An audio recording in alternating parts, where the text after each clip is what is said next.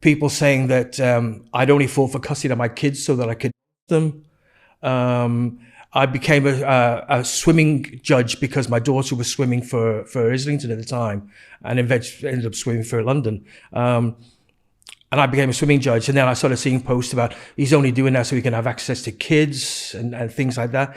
And then I started seeing things like, for then I was an early example of being, they call it doxing now, where my details were put up on Facebook and my phone number. At one point I had a police protection scheme on my address and phone number for 2 years because the police finally, and it wasn't Haringey police, so we'll get into that later.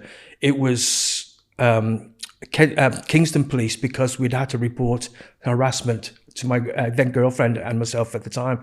But basically, I got to the point where I'd regularly see posts with people saying things like, let's book him to DJ, and when he turns up, we'll kill him.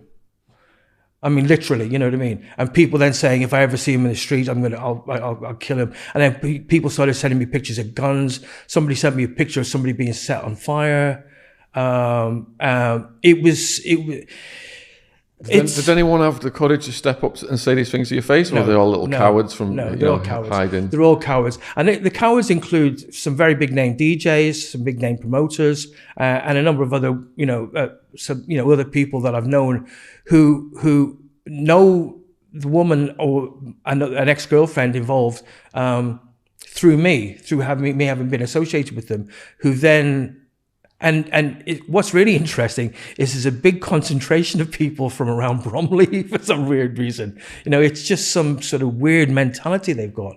But it's got to the point now where I've been out with friends, and somebody who doesn't know anybody connected with me or the case will say to me, "Oh, I was in work the other day and we were talking about all other DJs, and I mentioned you, and so the guy said, oh yeah, isn't he a rapist?" So it's gone so far now. The social media jungle drums have gone so far now that there are thousands and thousands of people who have never met me, have never even heard me DJ, who have been told that I'm a rapist or a. This is heartbreaking, Steve, and to actually be arrested for it and to go through the process. But before we get to that, then let's go over everything that led up to this. And people may not be detecting a Scouse accent here, but you were born in Liverpool. Yes, 1959, April 26, 1959. Do you want the story? Yes, please. It's a sort of a House of the Rising Suns type story. Basically, I have no living memory of my mum. Let's just start by saying that. I last saw my dad when I was 10.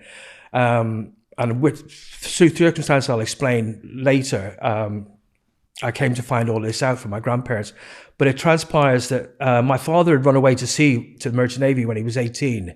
And apparently, I know that when I was born, I was 21, he was 21, and my mum was 17, which meant that she would have been 16 when she conceived. And it turns out that I was told that my dad met my mum at a party at a house one night, and they got friendly talking over the kitchen table while the party was going on, and somehow or other she fell pregnant. I later found out that my maternal grandmother was running a brothel in Liverpool, and my dad had gone with his mates there, and my grandmother was pimping out my mum at 16 years old. Oh my God. So that was it's a blues, it's a deep Southern blues story, isn't it, really? But yeah, so that was my beginnings. And then Canada. Yeah. Well, obviously I was very young, but my parents emigrated to Canada when I was probably still a baby, and I have a couple of memories of Canada in those early days. One of which involved me accidentally pushing a rock, quite a big rock, down a hill, which cracked another kid in the head, and I ended up cowering in the basement of my parents' home, waiting for my dad to come home. And when he did, he beat the shit out of me, and I couldn't have been more than 3 or 4 years old then. Little did I know that was a precursor of what was to come. So they separated and you end up back in Liverpool. Yeah, they for reasons I can only given the circumstances under which they ended up being married, I can imagine that, I can understand why there was a probability that they were going to split up and divorce. But for some reason or other, I wasn't allowed to stay with my mother. And so I was sent back to live in England with my dad's mother, my paternal grandmother, who unfortunately had just had a serious car accident. This isn't the brothel woman. No, that's my maternal grandmother. Who was running the brothel? No, that's my paternal, my dad's mother. Okay. I sent back to live with her, but she just had a very bad car crash. And my grandfather, who, when I think about it, in this was in the early 60s. He'd served in the Second World War. He'd been on D-Day and all the rest of it, and he'd suffered a bullet wound from a sniper that it basically stopped his heart for temporarily. He was left on a pile for deads. Well, these are all things I learn about later.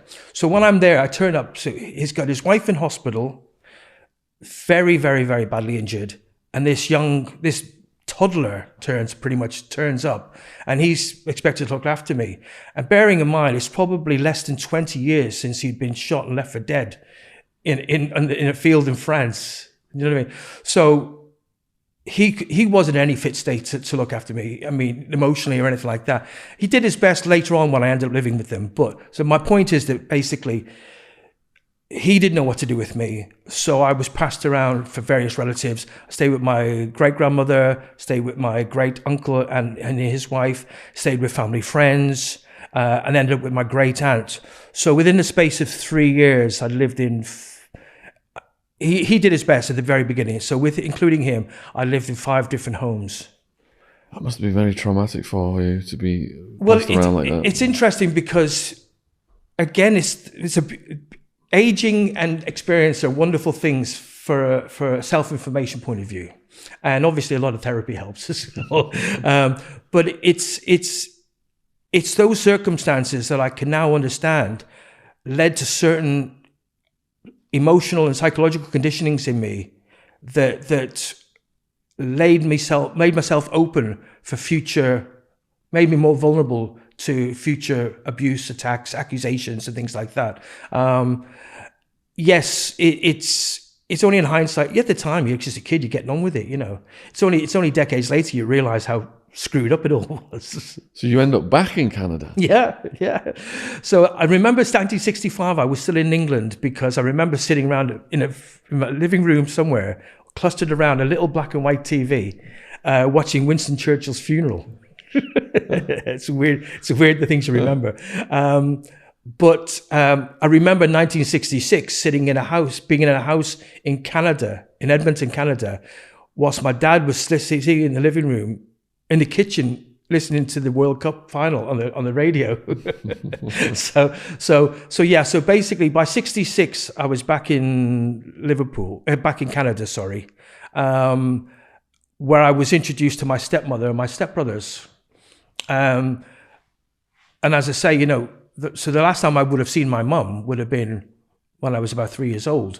And that's why, as I say, I've got no living memory of her at all, really, sadly enough. And I was just presented with, after going through a couple of years of living with different families and different situations, living with great-grandmothers, living with emotionally vacant grandfather, through no fault of his own, with other family friends and other situations, I was suddenly presented with another situation. And it was like, I've never realized this until decades later. I was just surviving. How old are you at this point of the story then? 66, I was 7 years old. And then 5 years of abuse commences. Yes. This is heavy. Are you okay to say the nature of what happened? It's one of those things that it's taken me a long time. It's true what they say about the fact the brain only lets you remember what I think you can handle. And I think, for a long time, my brain did protect me an awful lot. And I've been through stages. Counseling's helped me a lot. Therapy's helped me a lot at different times. But also, I've gone through stages of denial and then bewildered understanding and then anger and acceptance of all the things that you'd expect from an abuse victim. Basically, what I learned, what I wasn't aware of at the time, but basically my stepmother was very, very resentful of me. All of a sudden, she had this guy who was going to be a father to her kids. They weren't my dad's kids. They were somebody else's kids, and he'd taken them on. And all of a sudden, this memory from his previous life, his blood comes into the setup, and she was, what I now realize, was just very jealous, very resentful. So she, from the very beginning, was very emotionally abusive. Very. What was interesting is something I only realized a couple of years ago, really, was that in both the homes we lived in, because when I was there, we were in a place called Kenilworth, which was a nice big 3 or 4 bedroom house. All the houses in North America have basements in them. It's a standard thing. And within 2 months of being there, she had her sister and her sister's boyfriend living in one of the bedrooms, and the three boys. I was the eldest, and then younger. We were all sharing a bedroom because my mum and dad had a bedroom, so it was 3 bedroom. But basically, she got my dad to build a room in the basement out of plywood, out of chipboard, and all the rest of it. Just basically whack it up, with a bed. And I can't remember what else was in it, to be honest with you. And it was like a cell. And as soon as we moved into the new house in Sherwood Park, which was custom built, purpose built, they worked with an agent and all the rest of it. Without even thinking about it, she got my dad to do the same in the new place, even though there was enough room for me to have a room on my own. And what I only realized later was, in both of the situations, she'd had him build a room in the farthest corner away from the stairs and the light switch. So that basically, once they put me in the room, they'd walk to the stairs, walk to the top, switch the light switch off, and I'd be left there for the night. In complete darkness, in complete black. It was like maybe a tiny little slit window, I seem to recall in one. So for between the ages of 7 and 11, I lived, my bedroom was a dark, almost cell in a corner of a basement. That's horrendous. It wasn't fun. And there was sexual abuse as well as you. Yeah, so basically what would happen is that part of the emotional abuse was about humiliating me. Yeah, the reason, I don't mind talking about it because I'm reconciled to it, and I accept it and I understand it to some extent. I still have a hesitancy because one of my stepbrothers, at any rate, is quite a nice guy. The first time I ever met him was only a few years ago, and the first thing he did was apologize to me for what had happened to me. So it says a lot that they grew to be aware of what had gone on as well. But basically, yeah. So part of the emotional abuse was to humiliate me. So there would be my mother, my stepmother, and either friends of hers and or her family, her sister and other people, and I would be made to undress. And because I wasn't circumcised, which in Canada every kid's circumcised, not just the Jewish kids. So I would be made to show my penis, and they would laugh at me, and they would touch me, and they would sort of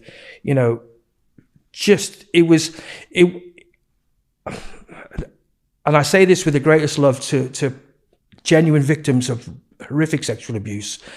I can't imagine how it was for them, and I never regarded it as sexual abuse until one of my therapists basically said, "Look, you were sexually abused because you were paraded naked in front of, as a child. I was 7 or 8, 9 years old as a child, and made to masturbate sometimes, or attempt to masturbate, and just basically, just ridiculed and humiliated." So then your father tried to see if you wanted to go to Crew. Well, no. Well, what happened? It's part of the other part of the abuse. The other part of the abuse, which is where my father is extremely complicit. I'd like to think that he didn't know about a lot of the emotional abuse, and I certainly know he did. I know he didn't know about any of the sexual stuff and the physical stuff. But part of the abuse from my mother was to constantly tell my father that I'd misbehaved, that I'd done wrong. So it got to a point where he would come home and she would say I'd done something wrong. And his immediate reaction was to grab me, drag me into a bedroom, and as we're going through the kitchen, he'd pull the drawer open, and whatever was in the kitchen drawer, he'd beat me with, to the point where, you know, if it was a wooden spoon, you could see the shape of the spoon. If it was a metal, you know, what do you call those things that flip eggs and pancakes and stuff like that, you could see the bruises, so you could see the shape of it. Sometimes it would be his belt, but he would beat me till I was bruised. Probably, I would say, you block it out after a while. It becomes so normal that to his credit, I'm going to say this. I mean, I was never punched or kicked, but he would always beat me on my bare flesh, to the point where I was constantly bruised. To the point where the school, my understanding is the school actually asked them about the bruises once, because part of the thing was I used to be starved quite a lot. I mean, I'd be sent home, I'd be sent to bed before dinner was served or things like that. Sometimes I wouldn't be allowed to have breakfast. So I was starved an awful lot. And at one point I was discovered stealing from other kids' lunchboxes in the school, in the hall. And the school started asking about it. And as a result of which some of the indications about me being beaten and abused were starting to come out. And I think that's one of the reasons why my dad was keen, and my stepmother particularly was keen for me to be removed from the situation. So when my great aunt offered to take me in if I wanted to come back to live in England, she lived in Crewe at the time with my second cousin, who was 6 months older than me. My dad saw it as my stepmother really saw it as a great opportunity to get rid of me and to get rid of all the evidence of what they'd been doing. So my dad basically sat me down and said, look, you know, you're not happy here, literally. So bear in mind, I'm 10 years old. You know, you're not happy here, are you? Well, how do I answer that one? You know what I mean? It's like I'm being beaten 3 or 4 times a week. I'm locked in a cell for 10 hours a night, you know, in the pitch black. You know, I've got no memory of ever celebrating a birthday all the time I was in Canada. I remember one Christmas, I was often left up on my own. So basically, I could see that it was an opportunity. I could see in hindsight, it was a great opportunity for my stepmother to get me. The school was starting to ask questions. I'd been sent to a child psychiatrist, not psychiatrist, who basically did all the Rorschach tests on me and all the things you do, this hippy dippy stuff in the 60s. And then apparently, and I have a vague memory of him saying this, he said, you know, there's nothing wrong with you. And what's going on with you is understandable from what I can understand, what you've told me. And he called my mum and dad in, my stepmother and dad in, and basically said, there's nothing wrong with him. What are you doing to him? And that was the trigger for her wanting to get me rid of me. So basically my dad sat me down and said, you know, do you want to go to live in England? And I love my dad. Even, you know how it is. You know, it's funny. So I love my dad. So I said, I really want to stay with you, Dad. You know, I'd like to stay here and stick it out. Because what was the crazy thing was I was really good at school. I'd been put forward a grade in school because I was really, really very clever, but meant I got bullied more because the stupid older kids bullied me a lot more. But I was really good at sports. I was playing in the Edmonton All-Star ice hockey team and baseball teams and things like that. I was really, really good at sports. And I love sports. Sport was my escape at the time. And even that my stepmother managed to interfere with, but that's another thing. But I said, no, I'll stay with you. And he was like, okay. And then I started hearing more and more arguments between the both of them. And I was getting beaten more, and I was getting abused more, and I was getting treated quite awfully more and more.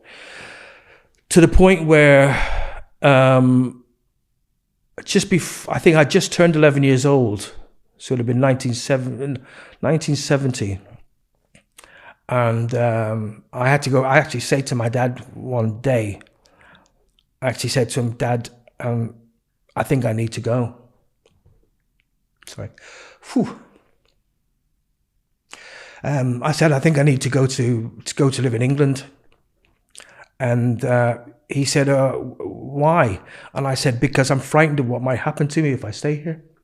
Ooh, sorry. It's a hard thing to say to your dad. I have to get away from you because I think you might kill me. You know, or if not kill me. Later on, I realized that basically, if they hadn't killed me, they would have destroyed me psychologically. You know, I would have been an absolute mess. So it's interesting that at 11 years old, I was having to make decisions that were going to change my life completely and probably save my life. This is absolutely heartbreaking, Steve. Yeah, well, yeah. It's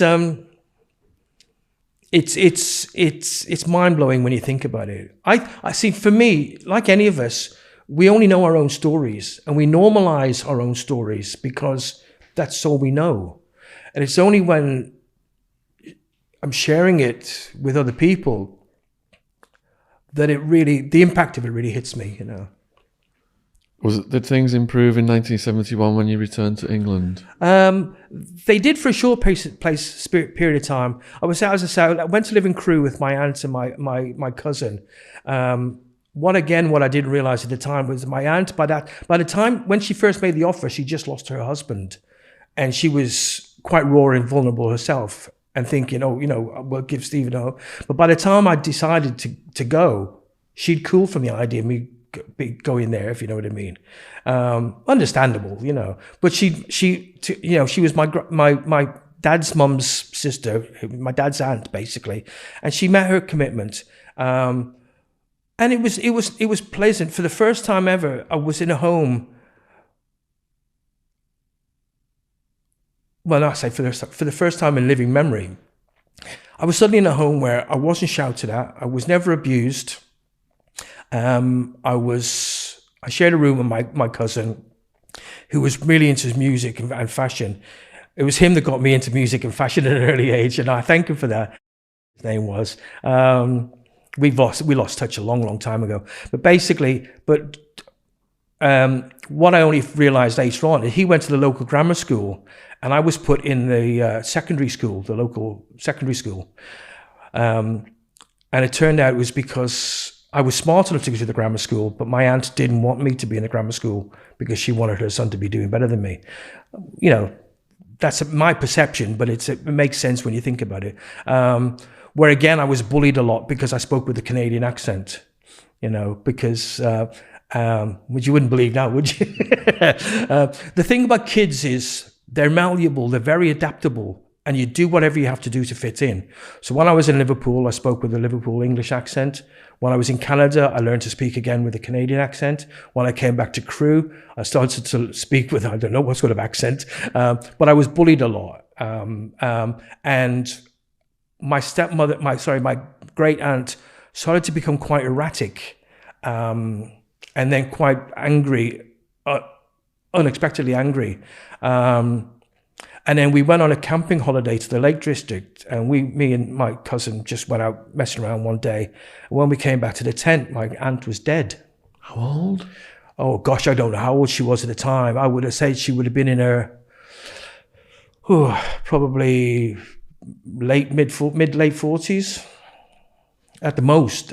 You know, I mean, Anthony was only 12 years old at the time. Did you know the cause of death? She had a brain hemorrhage. So there we were, sort of 11 and 12 years old, you know, having to hike to find somebody to sort of, you know. So you literally discovered the corpse? Found her dead, yeah. And when you saw her laying there, did it immediately occur to you that she was dead, or did you? No, we thought she was asleep. Just thought she was asleep. And it was just like, it was in a world, in a childhood of surreal moments, it was still very surreal, you know. Did she just look like peaceful and resting? Yeah. There was no blood or anything? No. It looked like, you know, I know other people who, I mean, my father-in-law died of a brain hemorrhage. And my mother-in-law, funny enough, or a severe stroke. But, you know, she just looked very peaceful. And we were I was a little bit more resilient than my cousin because of what I'd been through in my life. I was a little bit more, I'd travel backwards and forwards between England and Canada on airplanes and things like that. I was lost at Amsterdam airport when I was flying back when I was 6 years old or whatever old I was,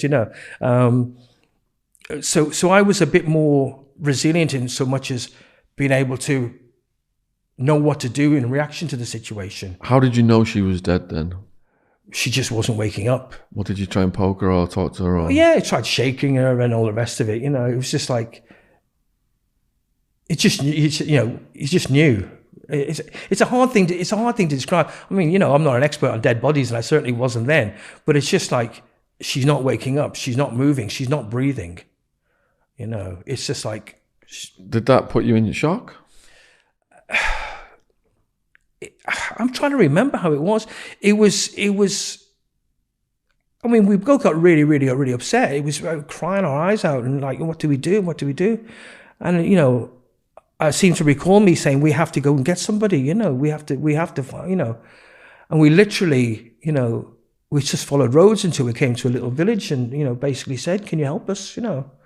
Can't remember who we spoke to. I think we went into a shop and just said, I think it was Anthony that basically said, we've been camping and my mum's dead.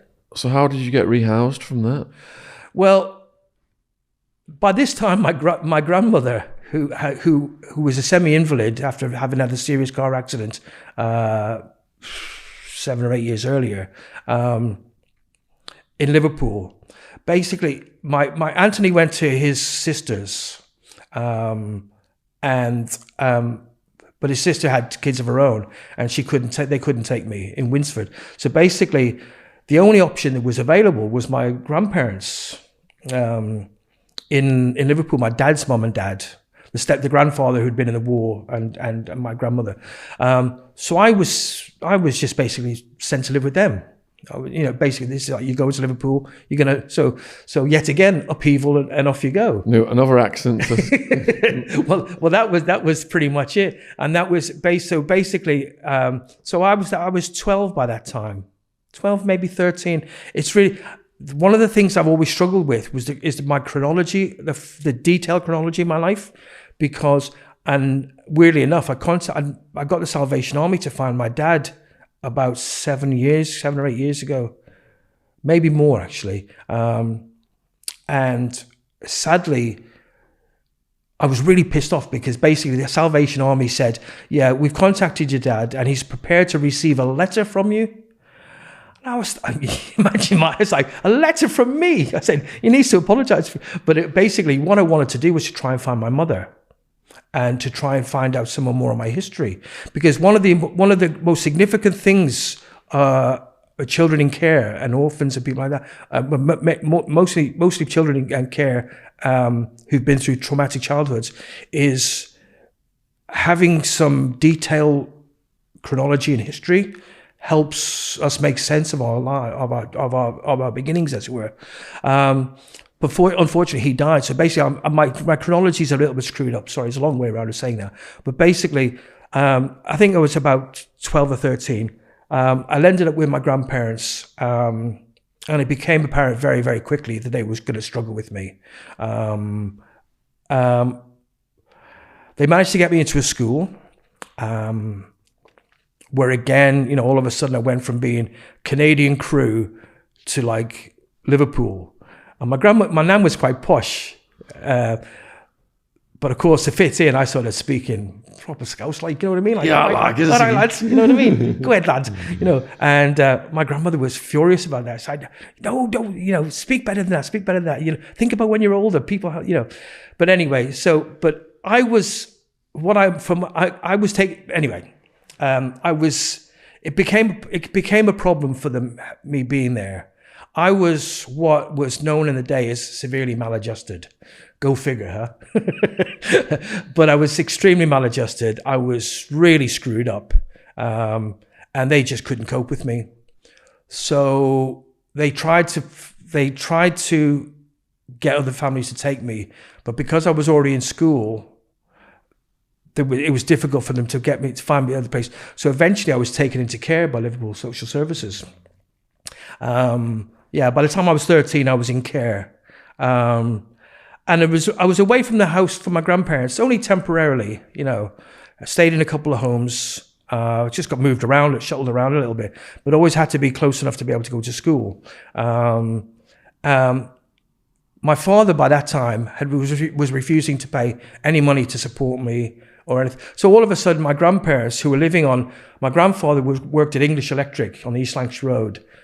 His work ethic was unbelievable. I remember during the 3-day week, and during the, you know, the oil and the petrol strike, and no petrol and all the rest of it, he'd get up extra early to look after my nan before he went to work. But then he'd walk the 10 or 12 miles to work, right? And he'd work a full shift, and then he'd walk home again. Wow. I mean, an incredible, you know, it's only, you know, again, it's only decades later you realize how, you know, the value, how valuable and how amazing human beings are, you know. He was an amazing guy, but they were in no position to look after me, and they had no, you know, they couldn't afford to look after me. So I was taken into care, and they couldn't find a placement for me.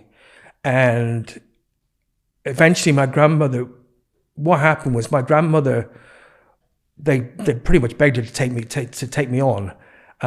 She could, but here's the crazy thing: if they fostered me, they'd get more money from the council than if they adopted me.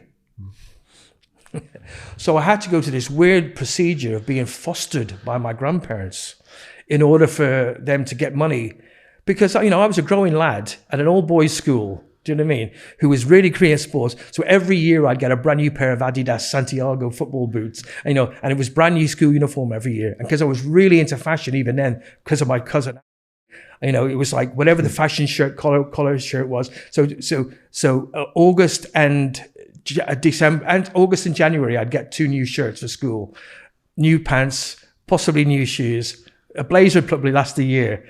But and it was expensive bringing up a teenage boy, you know, especially one as screwed up as I was. So, so basically, I ended up being fostered by my grandparents, and I lived with my grandparents from when I was 13, full time, from when I was 13 to when I was 18. What effect did David Bowie have on you? Sorry, it's a bit loud. Sorry about that, guys. Well, David Bowie saved my life, probably. I was already into music because of my cousin, and I'll thank my cousin for that forever. Although my dad was the first one who really got me into music. The first record I ever bought was one that reminded me of him in 1971.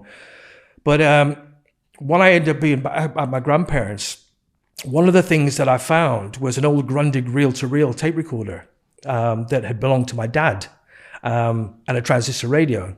And I already had a few records by that time. But what I used to do was, on a Thursday, I had 1 reel of tape. It's only decades later I realized I could have bought more reels of tape, but at the time I had this 1 reel of tape. So basically on a Thursday, I'd set the tape recorder up in the living room and hold the microphone to the speaker of the TV and record Top of the Pops. And then I'd have that, I'd play it back until in the front room, you know, in those posh working class terrace houses, when, you know, the living room and the kitchen are all there, but the front room is the one that nobody ever goes into. But that became my sanctuary because I was allowed to go in by myself. I could listen to music. I could read, do whatever I wanted. If I had friends round later on, I was allowed to have them in the front room. So I would sit in the front room just listening to this tape over and over again. I had an old radio record player with my dad's and aunt's records. But then on a Sunday, I'd have an old transistor radio, and I'd set the microphone up in front of the radio, and I'd record the top 20 with Alan Freeman. And I'd have that on tape. What year was this? 1972. 72? Yeah. So I'd basically have that, and I'd listen to the top 20 from Sunday night to Thursday. Then I'd record Top of the Pops. So I'd have Top of the Pops until the Sunday, and then I'd repeat. And one day, I'd already seen Roxy Music and already really liked them and all the rest of it. And I was already aware of Bowie because I had Space Oddity on a single. But this one night, June, I can't remember the actual date, it was June something, 1972. And I'm watching, I've got the microphone, and it's David Bowie with his new single, Starman. And I was like, what? Now, I had no idea what androgyny was, what what bisexuality was, what homosexuality was. All I could see was this guy just looking like he was from another planet. But there's this one line in the song where he goes, I had to call someone, so I picked on you. And as he does that, I picked on you, he looks straight down the camera and he points. And I thought he was pointing to me. And later on, and the next day in school, you know, the small group of us who were the weirdo kids all thought he was speaking to them. And that's become an accepted Bowie fact of around Great Britain anyway. Anybody who watched that performance thought he was speaking to them. He picked on them. Do you know what I mean? And it was just like, and his thing with his arm around Mick Ronson, and just the way they looked, but it was the song, it was the way he looked straight at me and pointed to me. And I just thought, this is the future. I didn't actively think this is the future, but my life was never the same again. Because then from then on, it was like, I've got to buy Bowie albums. Then he announced he was into Lou Reed and the Velvet Underground. So I bought Transform and I bought Velvet Underground albums and then Iggy Pop. And it all just comes from that moment where he pointed at me down the television. And to be honest with you, I was already, as you've heard, already using music as my escape. But from that moment on, music became my alternative reality.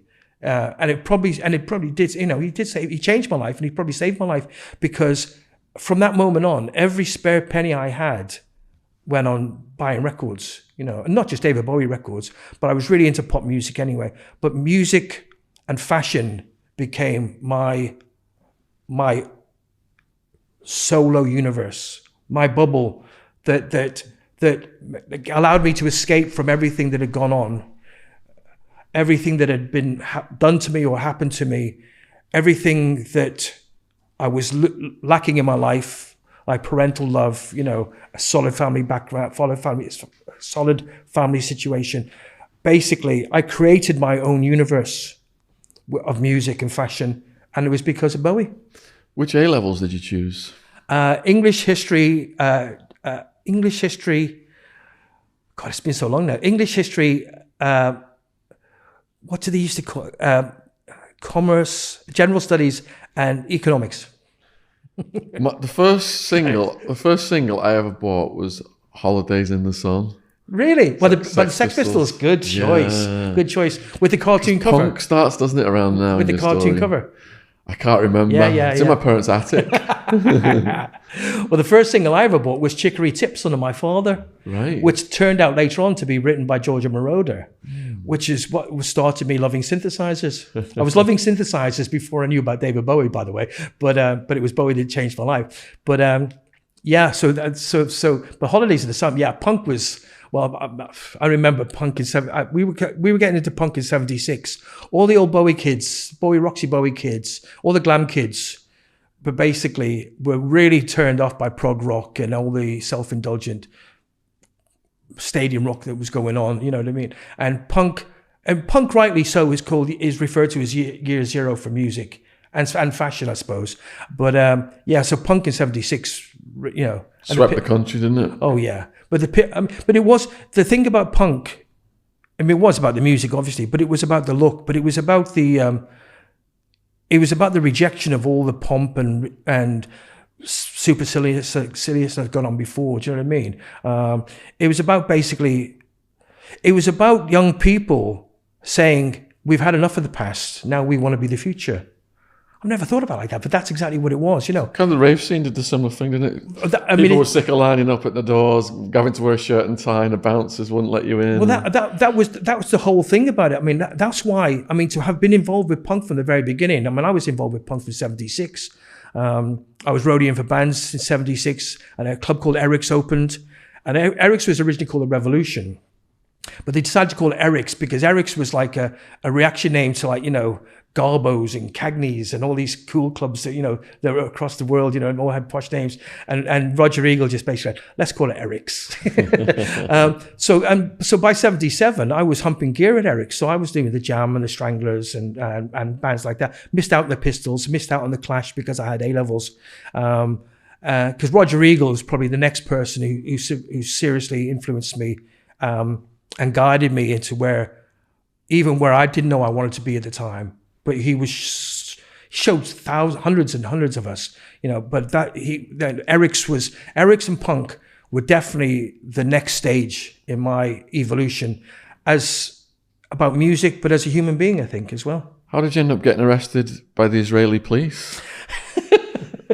Well, the weird thing is basically in 74, 75, I started getting involved with a Jewish community center, a Jewish youth club, basically. My friend lived on one side of it, and I lived on the other side of it. So we'd walk to his and walk to mine and backwards and forwards. And there was always like these really cute Jewish girls hanging outside the youth club called Harold House. And my friend was really good looking. I was a spotty little oik. But we'd always hang out, and the girls would talk to us and all the rest of it. And then they needed players for a football team, for a five-side football tournament they were in. So we started playing for them. And I gradually got more and more involved. I became a youth leader there and things like that. But I joined a drama group that they had there. And as part of the drama thing, they decided that in summer of 77, they were going to do a musical tour of kibbutzim. And I knew I was finishing my A-levels. So I decided I was going to take a year out, do the tour with them, pick a kibbutz that I wanted to stay on, and go back and spend 6 months there, and then come back and go to university to theoretically be an English teacher. That was what my grandmother wanted. I broke her heart. It was what she wanted for my dad as well, and he ran away to sea. And I'm sad to say I broke her heart as well, because once I was there for 3 or 4 months, I decided I never wanted to go to university, so I didn't go. So that was how it came about. Weirdly enough, the Manchester Board of Deputies paid for me to go, which is unheard of these days, to pay for a non-Jew to go to Israel. Anyway, so we were there, and I was on a kibbutz. It was a great kibbutz. I mean, really good. I mean, one of the guys turned out to be a CIA sleeper. He would work and work and work, and then he'd disappear for a week. And nobody knew what he was. And it just, we got drunk one night, and he shared it with me. He said, basically, I'm employed by the CIA, and occasionally I just go off and do little recon missions and stuff for them. But he looked like a real hippie, do you know what I mean? He had dungarees and a big beard, and he looked like he come from the Ozarks. And another guy that I ended up sharing a room with, Jim, was from Orange County, California, and he was an ex-Vietnam War vet.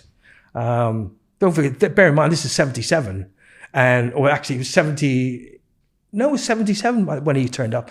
And the war had only been over for a few years anyway. But he'd stepped on, apparently what had happened is his mate had stepped on triggered a mine, and he'd lost 2 of his mates, and he'd taken some shrapnel on the head. He had a plate in his head and all the rest of it. He was a wild and crazy dude, man. His thing was basically, we were about 10 kilometers from the Lebanese border. And hash was a big thing at the time. And his big thing was basically, he'd somehow or other, on his days off, he'd slip over the border and he'd score a load of hash. And he'd come back. And what he'd do is this is true, God's honest truth. It's crazy when I think about it now. So I've never smoked anything in my life. Never. I've taken drugs, but never smoked anything. And he had a drawing pin with a beer mat and a pint glass. And he'd get a little lump of hash on it. And he'd basically put it on the drawing pin, light it, put the glass over it, go and get a shower before bed, come back to this room, have this huge hit of hash, right? And then recharge it for the morning, and he'd fall asleep. And in the morning, the alarm would go for us to go picking bananas or work in the factory or whatever. He'd light the hash, have a shower or whatever, come back, have the hit, and go off to work. But unbeknownst to me, he was doing more than getting a little bit for himself. He was scoring it and dealing it around the kibbutz. And one day I was working in the factory, and all of a sudden, this Israeli police turned up, and they're talking to the foreman, and they're looking over at me, and he's pointing to me and all the rest of it. And in the end, he comes over with the cops, and he says, "Steve, these guys are from the Israeli police." I said, "Yeah, I sort of figured that, you know." But they all carry guns, you know. It's just like, okay, you get used to guns because you know everybody carries them. I've carried a gun and used them when I was in Israel, not on people, but for target practice and mess around. But he said, "You're going to have to go with them." And I said, "Why?" And he said, They want to talk to you about Jim." And I'm like, "Oh, okay." And I said, "Well, why can't we do it here?" And he said, "No, they want to arrest you because he's been arrested and he's escaped." and they want to know if you know what. It's crazy. So they dragged me to the room. He managed to persuade them not to handcuff me, but they dragged me to my room. They went to my room, our room, ransacked the room. I don't know what they were looking for. Couldn't find what they were looking for. Taken to the police station and put in a cell. It's like, fuck it. And I was saying to this guy, who's an English guy, who's a member of the kibbutz, please come with me, please come with me, please help me, you know. It's like, I was like 18 years old, you know, just what the hell was going on? So he came with me and I was put in a cell. Then they took me out and they started asking me questions like, you know, how well did I know Jim? What did Jim do when he went on his days off? You know, all this sort of thing. I was like, I don't know. I really don't know. You know, are you involved? You know, do you smoke hash? Do you? And I was like, then he was saying, do you want to take a polygraph? You have to take a lie detector. And I'm going, hold on a second. I said, I'm freaking out here, man. I said, you know, I don't know what a lie detector is going to show you. I said, if you ask me a question now, it's going to break the meter. So they hummed and hawed about that. I could hear him, I could see him arguing with them in Hebrew and Israeli. Then they put me back in the cell again. And I sat there for about 5 or 6 hours. And I thought, what's going to happen here? And literally it must have been about 8 hours later, he was there. This guy's name was Alan. He saved my life. He's there again. He said, they've caught Jim. And Jim's told them that you had nothing to do with it all. And I was saying, nothing to do with what? He said he was bringing kilos of hash over the border and dishing around kibbutzim and getting it for. And it's like, I was like, I know nothing about that, you know. But then again, this is the guy that he managed to acquire an Israeli commando knife, and he used to sit there for hours. Well, sit there. He'd sit on the floor, lean against the bed, throw the knife into the wall by the door, get up, pick it, take it out, sit back down, throw it again. Wow. Sorry. Drinking beer all the time and smoking hash all the time, and he would do that for hours on end. That's why I got really good at basketball, because I used to go out and play basketball with the Israelis because I didn't want to be in the room with them. So apparently, the end result was they recaptured him as he was trying to get out of the country. And they said, we've arrested the guy you shared a room with, Steve. And apparently, to his credit, he said he's got nothing to do with it, man. He said it's all me. So me and my best mate, Wild Man, he died over a year ago. We started going to the State in the late 1980s. For Daisy. The night was called Daisy, wasn't it? I was so off my face. I don't even know what it was called. It was called Daisy. It was what's the guy's name? James Barton that set up Cream. Basically, James started Daisy because I was working in 88, 89 around then. Yeah. Okay. Yeah, because I was working in London at the time. I was at Polydor at the time, and James had rung me one day and said, "Steve, I'm starting an acid house night in the States on a Monday night. I want you to be my resident DJ." I said, "James, I can't do it." Because James used to follow me everywhere. I'm quoted in Paul Oakenfold's book about James Barton following me around as a DJ. It's crazy stuff. It's a really nice compliment. And he said, I want you to be the resident DJ. I said, James, I can't because I'm in London. He said, but you're still coming home at the weekend to DJ. I said, well, I am occasionally. I said, not so much anymore. I said, but I've got to be in London Monday to Friday pretty much, you know. And he said, he got really angry with me, actually. He said, I really wanted you to do it, So we used Andy Carroll and Mike Nola in the end. And because of that, he never booked me to play at Cream. I remember Andy Carroll's name coming up a lot in the late 80s. But yeah, it was James Barton that started Daisy. And I know the State was perfect for it. Huge club, a Bose copy sound system with great subwoofers in it, and lasers and smoke. You know, I was a resident DJ there on a Thursday night from 1982 to 1986, December 86. And, you know, I'd have 1,000 people in on a Thursday night, playing everything from James Brown to the Cramps, you know what I mean? And by 86, I was playing, I had Jack Your Body on import and Love Can't Turn Around on import and stuff like that. You know, we were playing... Jack Your Body. Yeah. We were playing early house music, you know, because I'd been playing a lot of Italo disco in the years before that, and the high energy sort of stuff, so it all fitted in. So I knew when James did the States, I knew it was going to be a success. And I know it's still a really well thought of night now. I went up there recently to try and film, and it's a gym now. Half of it's a gym upstairs. Oh yeah, but all the design of the building's all the same. We couldn't get into the other side. It was an old Lions tea rooms. Where they used to have tea dances there and everything. It's a beautiful building. Because I was approached. It's a beautiful building, isn't it? I was approached by the owners. It was Bernie Start and John and Sandy. I can't remember John and Sandy's last name, who owned Kirkland's, which was the other really cool place in town. Oh, that's where, we used to go to Kirkland's before we went to the States. Yeah. Some night, near the bottom of the road near the cathedral. Yeah. The bombed out church. Yeah, by the bombed out church, yeah. But so basically, they approached me to be the resident DJ Thursday, Friday and Saturday. But there was delays in getting it open because it was a listed building. So any alterations had to run through English Heritage. So basically, every attempt to change something or modernize something or do something with the building, the interior, it was a 3-month process to get it before a committee and get it approved or altered or whatever. So as a result of which, I only ended up doing a Thursday. But yeah, absolutely beautiful building.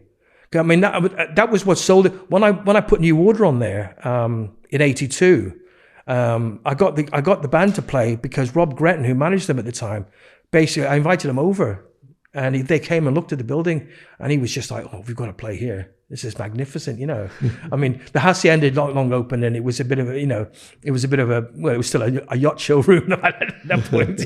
But so it's completely understandable how everybody was blown away by the venue. Did you get over to Manchester in the late 80s? Yeah, not in the late 80s. Well, yeah, I did to DJ. Because we was mostly at the Thunderdome and the Conspiracy. Well, Conspiracy with a K, wasn't it? Yes. Yeah. No, I mean, I played a lot for. I played at Loved Up quite a few times, and I played with Justin Robertson at Spice and Most Excellent, and I used to play with John De Silva a few times. So I can't remember where it was, and I did a couple of times at the Hacienda. Played the venue with Dave Haslam. I think the venue with Dave Haslam. And I used to do lots of. I'd go up there and they'd say, "Oh, there's a party going on." In a squat somewhere, or there's a party going on in a recording studio somewhere. And it's like, okay, get in the car, just take me wherever it is. As long as there's ecstasy and I can play acid house, that's all I care about. Mid 1989, Listen to Your Heartbeat. Yeah, it's me. That was you.